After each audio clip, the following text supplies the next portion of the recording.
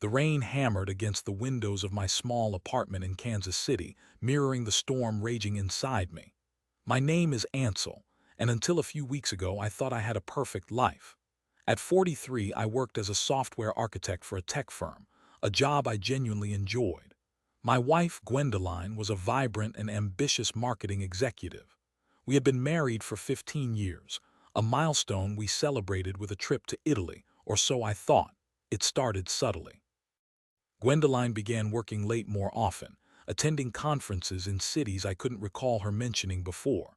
I chalked it up to her demanding job, always admiring her drive and dedication. I'd often have dinner waiting for her, only for her to call at the last minute, her voice laced with apologies, explaining a last-minute meeting or a crucial client dinner. I never suspected a thing. I trusted her implicitly. One evening, I decided to surprise Gwendoline at her office. I brought her favorite Thai takeout, imagining her tired but grateful smile. The receptionist, a young woman named Brynja, looked surprised to see me.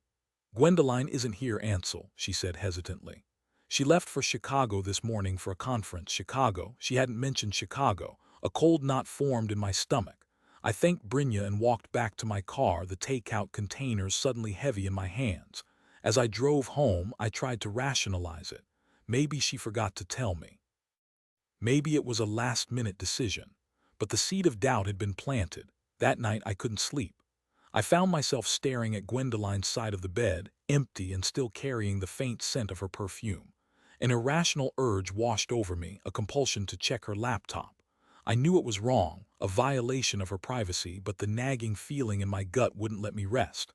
I found her laptop in her home office, tucked inside a leather bag.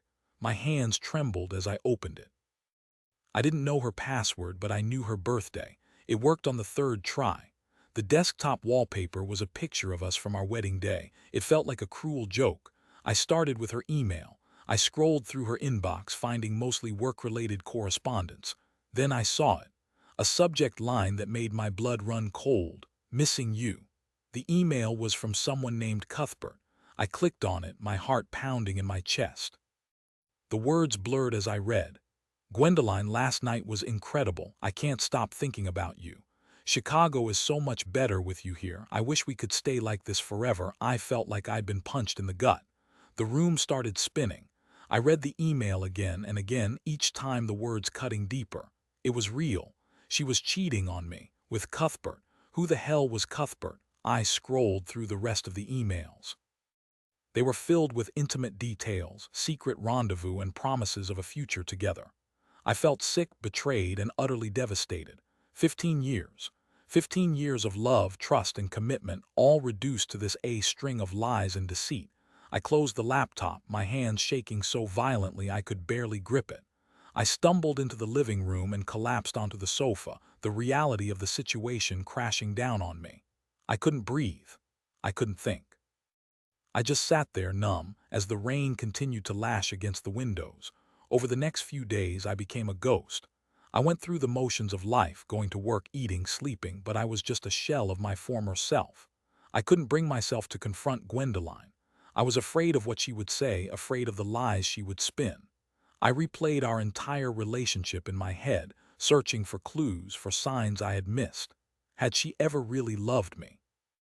Was our entire marriage a sham? I decided to do some digging. I found Cuthbert's LinkedIn profile. He was a senior vice president at a rival marketing firm in Chicago, handsome, successful, and clearly Gwendoline's type. I felt a surge of anger, a burning desire for revenge. But I knew that wasn't the answer. I needed to know the truth. I needed to understand why. When Gwendoline finally returned from Chicago, she acted as if nothing was wrong. She hugged me, kissed me, and asked about my week. I wanted to scream, to lash out, to accuse her of everything, but I held my tongue. I needed to stay calm. I needed to gather more information. "How was Chicago?" I asked casually. "Oh, it was great," she replied, her eyes sparkling. "The conference was really informative. I learned so much." "Did you meet anyone interesting?" I pressed. She hesitated for a moment, then smiled. "Just some colleagues. You wouldn't know them." I nodded, pretending to believe her. "I'm glad you had a good time," I said, my voice flat. That night I couldn't sleep again.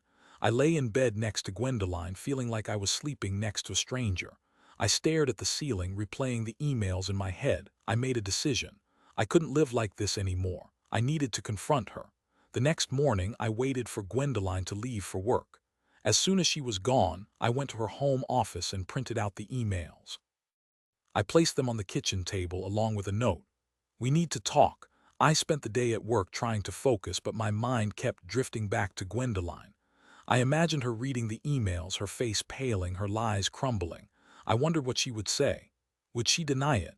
Would she apologize? Would she try to blame me? When I arrived home that evening, Gwendoline was already there. She was sitting at the kitchen table, the emails spread out in front of her.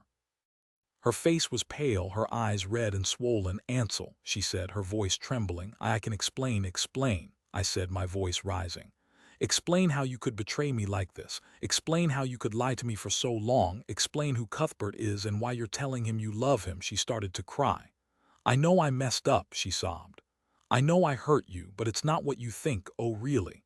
Then what is it?" I demanded. She took a deep breath. "Cuthbert and we met at a conference a few months ago. We just clicked. It was like nothing I've ever experienced before. I know it was wrong, but I couldn't help myself." "You couldn't help yourself," I repeated, incredulous. "You couldn't help yourself from betraying your husband, from lying to me, from destroying our marriage." "I didn't mean for it to happen," she said, her voice barely a whisper. "It just happened. That's not an excuse." "Gwendoline," I said, my voice shaking with anger. "That's a cop-out. You made a choice. You chose to betray me. You chose to lie to me. You chose to have an affair." She looked at me, her eyes filled with tears. "I know," she said, "and I'm so sorry." "Sorry isn't good enough, Gwendoline," I said, my voice cold. "Sorry doesn't erase the lies, the deceit, the betrayal. Sorry doesn't fix what you've broken." "What do you want me to do?" she asked, her voice desperate.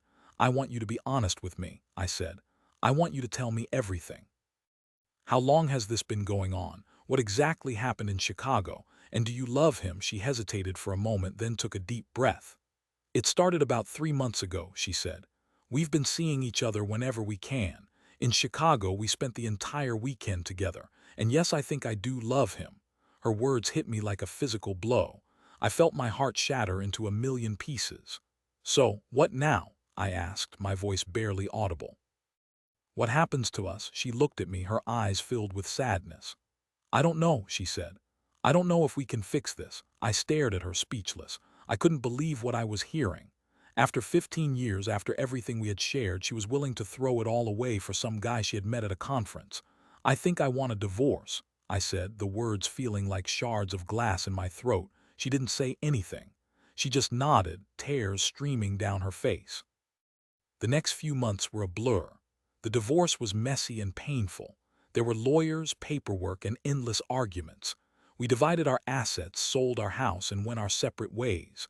I moved into a small apartment downtown, trying to rebuild my life from the ashes of our marriage. I learned later that Cuthbert was married too. His wife, a kind-hearted woman named Winifred, found out about the affair and left him.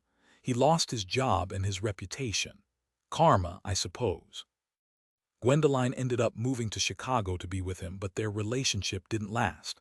He was a serial cheater, she found out. She was just another conquest. She came crawling back a year later, begging for forgiveness. But I had moved on. The trust was broken beyond repair. I never remarried. The experience left me scarred, wary of commitment. I focused on my career, my friends, and my hobbies. I found happiness in simple things like a good book, a long walk, or a meaningful conversation. Looking back, I don't regret anything. The pain of the betrayal was immense, but it also taught me a valuable lesson, that I am stronger than I thought. I survived the storm and I emerged a better, more resilient person. And that, in the end, is all that matters.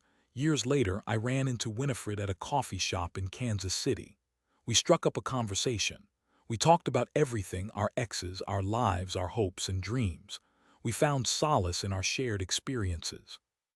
It turned out that she had moved back to Kansas City to be closer to her family after the dust settled. One thing led to another, and we started dating. We found love again, this time built on a foundation of honesty, trust, and mutual respect. We got married a few years later in a small ceremony surrounded by our closest friends and family. I finally found my happy ending. the kind of love that had always eluded me. Sometimes the greatest betrayals can lead to the most unexpected blessings. You just have to be open to seeing them.